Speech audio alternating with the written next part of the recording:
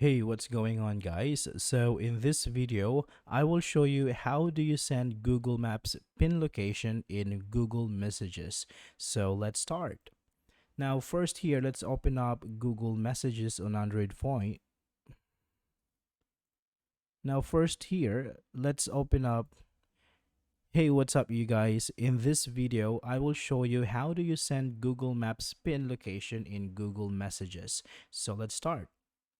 Now, on your Android device, tap on Google Messages. Now, choose the person you want to send your location to. And let's say, for example, I'm going to send my location to this one. Now, all you have to do is tap on the plus icon and tap on location. Now, to send your own location, you can tap here, send.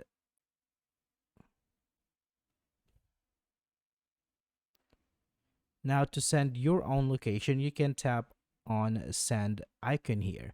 But you can also send another location. Say, for example, here, if we want to send, but you can also, send another location. Tap on the search icon and type in the location you want to type in the location you want to send.